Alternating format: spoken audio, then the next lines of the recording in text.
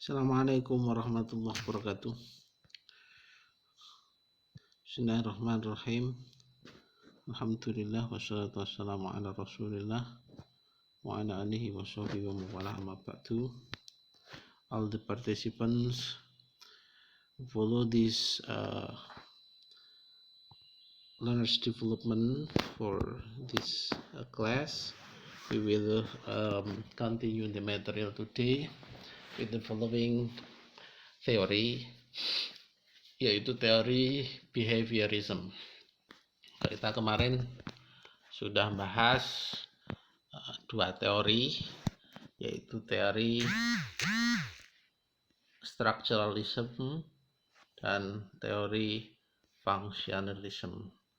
Dua materi telah kita bahas pada sebelumnya, ya, functionalism dan structuralism. Baik, kita lanjut tentang behaviorism. Secara umum, behaviorism ini berkait, ingat ya, tentang teori stimulus and response. Jadi yang paling pokok di sini perlu Anda garis bawahi di sini adalah ini, yaitu bukan stimulus ya, stimulus and response, ya, stimulus and response. Jadi psikologi itu perlu ada stimulus, ya, psikologi yang untuk pembelajaran khususnya itu perlu ada stimulus biar ada respon. Dasarnya adalah hewan yang ditemukan oleh Pavlov. Di sini ada Pavlov, tokoh yang bernama Pavlov. Dia terkenal dengan penelitiannya, eksperimennya memberi makan anjing. Karena anjing memberi tulang, makan tulang. Tapi pada saat dia memberi makan tulang, sebelumnya disertai dengan kelincingan bunyi lonceng yang ia bunyikan, sehingga itu menjadi stimulus tersendiri. Ketika mendengar bunyi lonceng, si anjing untuk berikutnya mengira akan diberi makan tulang. Jadi kebiasaan terus-menerus, ya. Inilah dasar daripada behaviorism, yaitu penelitian eksperimen terhadap hewan kemudian diterapkan di manusia, ya. Maka muncul ada drill dan sebagainya, ya. Go, when, count, repeat after me. Itu merupakan pembelajaran juga, ya, yang mengadopsi dari teori psikologi dari behaviorism ini. Baik, itu secara umum. Tentu kalau itu dipakai pada pendidikan, ya sangat luas dipakai.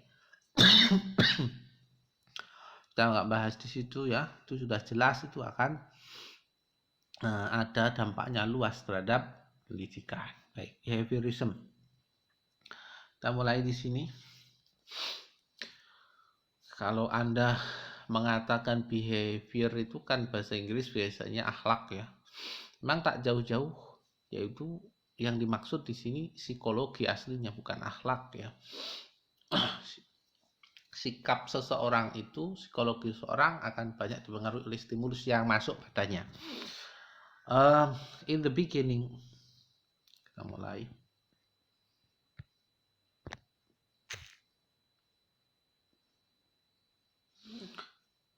In the beginning of 20th century, ya, kayak begini kan salah dia nulisnya, century mestinya. Behaviorism was founded through the criticism of structuralism and functionalism. Jadi awal abad ke-20 behaviorism itu ditemukan akibat atau dikarenakan ada kritikan tentang structuralism dan functionalism yang sebelumnya itu. Ya, untuk yang sebelumnya kan mengetengahkan soal antara fisik dan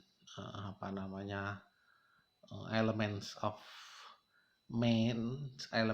mind, yaitu elemen daripada akal atau pikiran itu, psikologi itu berpisah, ya, antara teks dan konteks berpisah, maksudnya Apa yang ada dalam jiwa psikologi itu tidak ada kaitannya atau nggak terkait langsung dengan apa yang ada di luar fisik.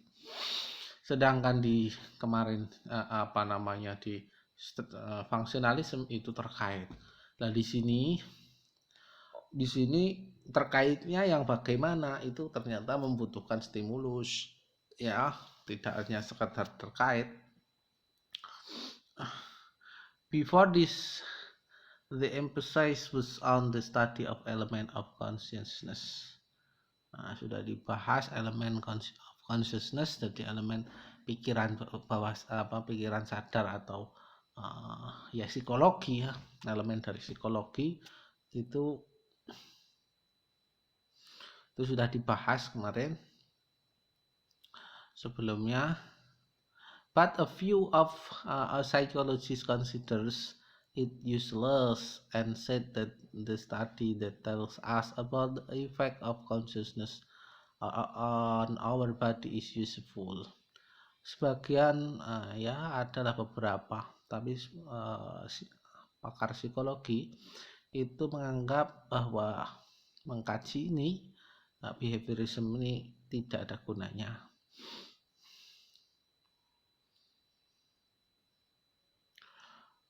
Bahwasanya mengkaji tentang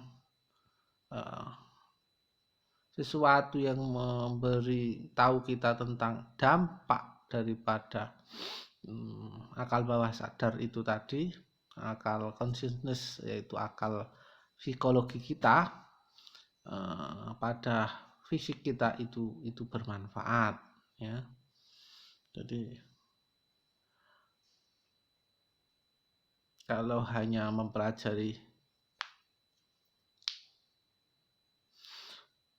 behaviorism kurang bermanfaat, tapi kalau mempelajari tentang dampak daripada psikologi pada tubuh kita itu bermanfaat menurut dia gitu. Therefore, ya, the work of consciousness was more emphasis instead of its construction. Dan tetapi pekerjaan tentang pikiran bawah sadar, pikiran psikologi itu tadi, kaitannya dengan psikologi itu lebih menekankan pada berbicara tentang konstruksinya, bentuknya dulu. Ya, kita kalau membicarakan tentang psikologi, bentuknya bagaimana. But after some time, the technique in interphilosophical method that studied consciousness was badly criticized. Tapi setelah beberapa saat, teknik yang ada, metode yang ada pada filsafat alam bawah sadar atau yang sekarang disebut dengan psikologi itu yang dipelajari itu menuai banyak kritikan, ya. Setelah beberapa waktu, metode tentang psikologi yang baru lahir itu tadi, yang anak dari filsafat, itu menuai banyak kritikan. William James was the main critic among the critic. Jadi diantaranya kritik dari William James. Father of behaviorism was G.B. Watson. Ada lagi di sini bapak dari behaviorism adalah G.B. Watson. The object of behaviorism is to study behavior. Jadi objek pokok daripada behaviorism untuk mengkaji behavior, ya, sifat naluri daripada manusia ini bagaimana. Yang biasa disebut akhlak gitu, ya, kalau di pesantren biasanya. Watson did not accept consciousness, but considering it unclear. Watson tidak menerima ada alam sadar dalam tubuh kita yang disebut pikiran itu atau psikologi, karena dia menganggap tidak jelas. Memang teori-teori psikologi itu enggak semuanya bisa dibenarkan. Kayak ada hipnoterapi, hipnosis itu, ya, itu enggak semua sampai hari ini para pakar psikologi mau menerima. according to him, to understand a living thing, it's important to observe and understand work of his body. Jadi menurut dia, Watson ya, untuk memahami benda hidup, kita ya manusia ini termasuk penting untuk mengobservasi atau meneliti dan memahami kerja dari tubuh atau fisiknya, bukan hanya psikologinya. Examination of entire personality of human happens through behavior and activity. Ujian personal secara menyeluruh pada manusia itu terjadi melalui dalam, yaitu behavior, dan psikologi ya, melalui dan aktivitas ya, luar, dalam dan luar, itu harus diuji dua-duanya, antara body dan fisik dan psikis. Thus, maka only study of consciousness is not useful, but instead of emotion, feeling, talent, and memories, oleh karena itu hanya mempelajari tentang psikologi saja itu nggak ada gunanya, tapi lebih kita mengutamakan juga pada emotion, feeling, talent, and memories.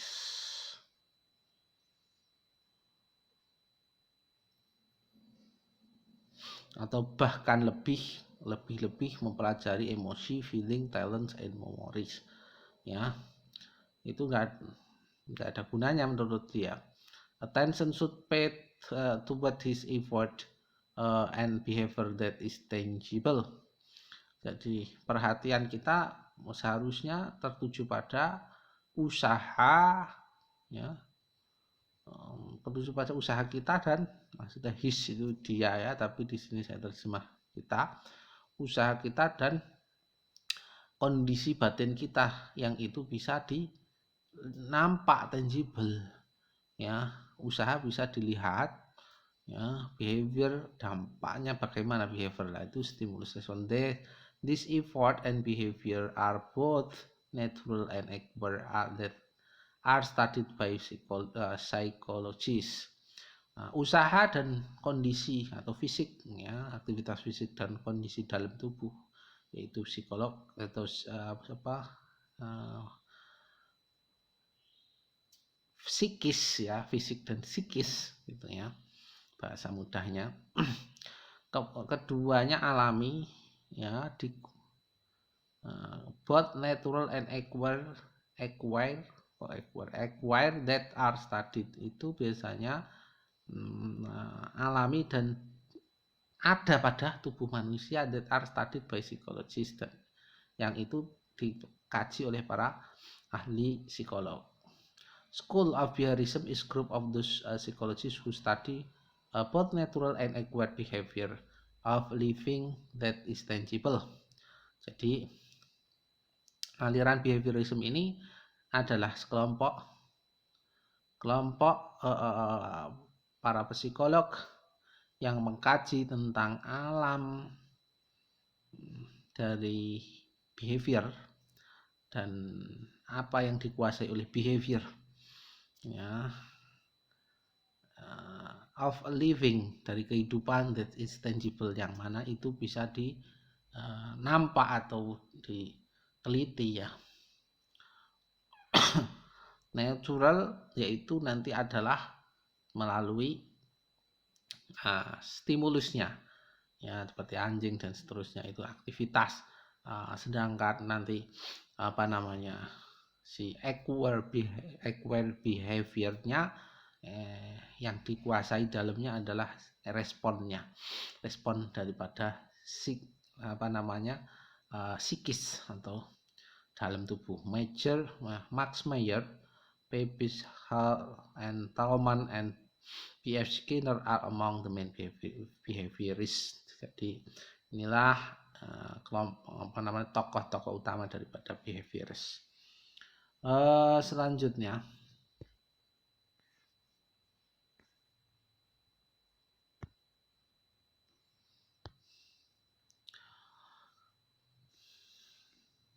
ya. Ini sudah saya jelaskan tadi. In this year ya 1912 sampai 14, when the movement of Behaviorism was going on in America, and psychologists were Westreff and Pavlov ya 1850 7 dan 1936 were experimenting on associated reflex actions, conditions, reflex action, and motor reflex. They experimented both on human and animal. Jadi perkembangan behaviorism di Amerika, yaitu pada para psikolog Westreff dan Pavlov,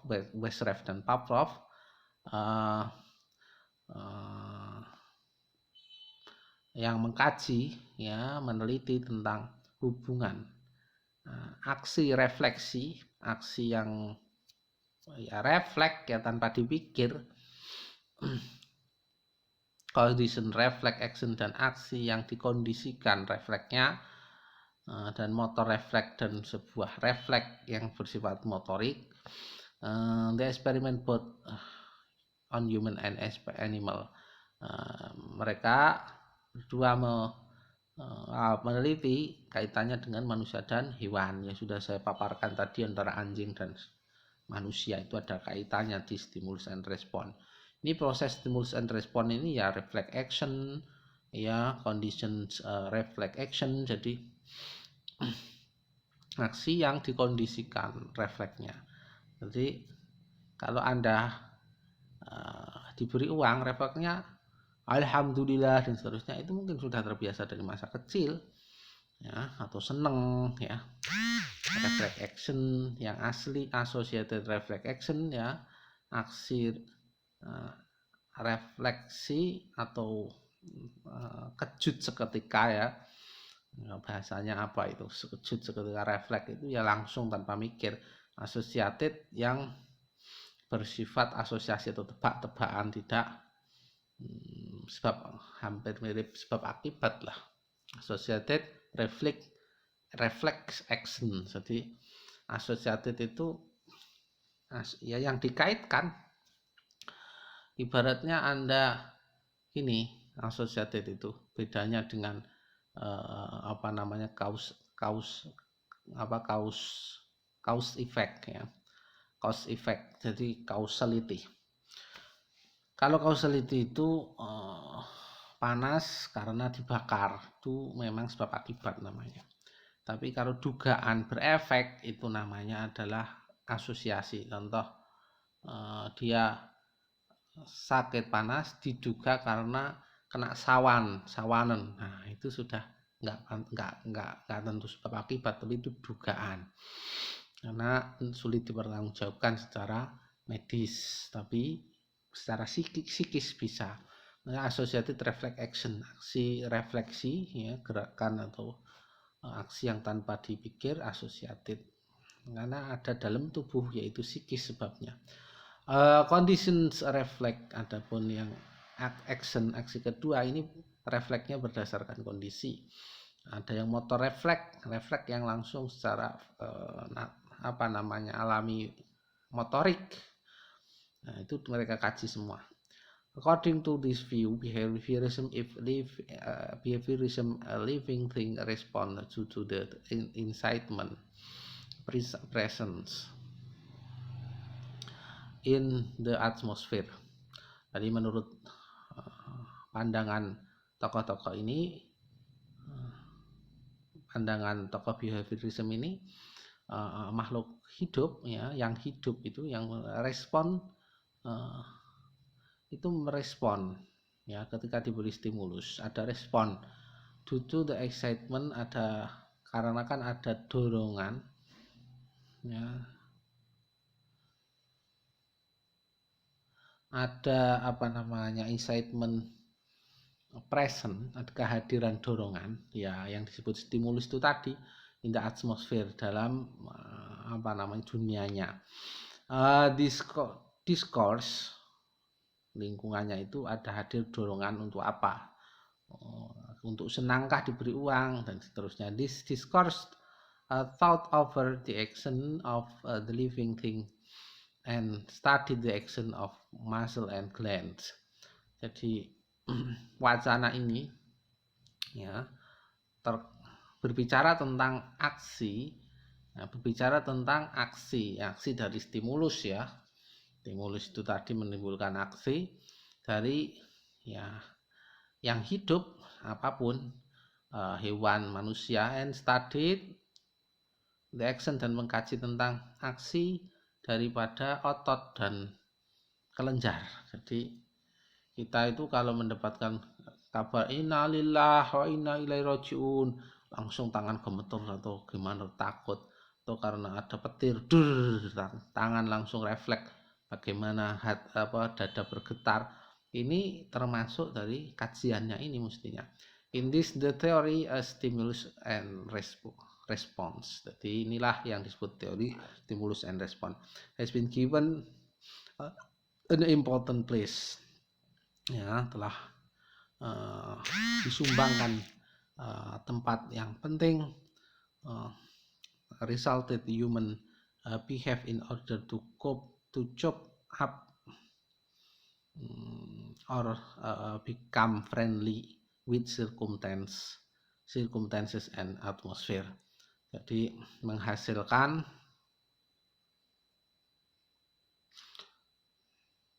yang dihasilkan dari perilaku manusia untuk menyesuaikan diri, to chop up ya, menyelesaikan,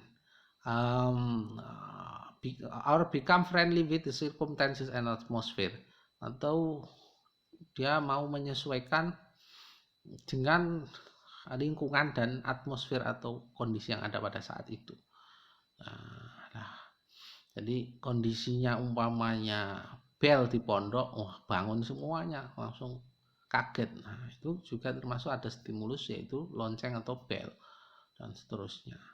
Kondisi ini menyebabkan psikologi behave ini tadi in order to chop up ya, bisa menyesuaikan diri, menyelesaikan stimulus yang ada itu bagaimana meresponnya. In the origin of behaviorism, some text contributions in the field of animal psychology is worldwide. Jadi pada dasarnya behaviorism miliknya Sir Tom Tex, ini gelar di Inggris ya, Sir bukan Sir Alex Ferguson, bukan Sir ya. Tom Tex contribution in field of animal psychology. Jadi ada sumbangsih dari Tom Tex tentang dunia animal, dunia psikologi daripada hewan itu bermanfaat. He did many experiments on fish, cats, and hen. Dia juga meneliti tentang dunia psikologi daripada ikan, kucing, ayam atau apa itu, hens. These experiments proved that because of lack of wisdom, they learned many things through trial and error. Jadi penelitian ini membuktikan bahwasanya karena kekurangan atau kurang bijak,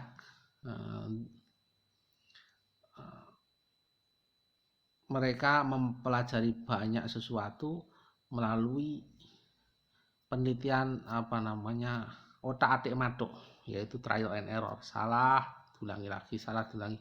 An animal attains success, sebuah penelitian tentang hewan mendapatkan kesuksesan untuk melengkapi tugas atau pekerjaan penelitian ini. Ya, kalau hewan kan diteliti menjadi korban, kadang kan tidak begitu berbahaya daripada manusia yang jadi korbannya, by trying again and again, mencoba terus-terus. These experiment are fully described in the chapter learning. Nah, jadi ini penelitian ini full dijelaskan di pembahasan kajian pembelajaran di bab ini. contribution adapun yang mengenai sumbangsih behaviorism in education saya nggak menjelaskan semuanya, banyak sekali, ada 9 di antaranya ya. Nomor 2 itu ya yang singkat-singkat saja Anda baca sendiri. Study of child psychological encouragement. Jadi kajian tentang psikologi anak mendapatkan kemajuan. Ya tahu dari sini kan anak kecil kan masih blank, jadi diberi stimulus respon kan apa namanya, kalau stimulusnya bagus ya masukannya bagus, income-nya bagus juga. Jadi itu rata-rata anak kecil kan hanya apa namanya, bahasanya itu kan rata-rata dapat dari sekelilingnya ya father, this is father, umpamanya ini loh father kamu mana, ini tante ini, nah ini bahasa tante, bahasa pap apa dad, bahasa macam-macam itu dapat dari lingkungan. Jadi di stimulus, kalau stimulusnya bagus, responnya anak kecil juga insya Allah bagus. Ini wah sangat berpengaruh ya di dunia pendidikan. Ini ada 9. Silakan. Intinya adalah stimulus respon. Saya baca yang terakhir saja. The theory of stimuli. Kalau ini stimuli ya. Response resulted menghasilkan penekanan pada sense of on teaching in child education system, yaitu menekankan pada pengajaran rasa, di mana diterima enggak oleh anak in child education system, di sistem pendidikan anak. Jadi pendidikan sense, yaitu mata, apa namanya, raba ya, indrawi ya, pengajaran indrawi, mengajarkan pengajaran sistem pengajaran indrawi.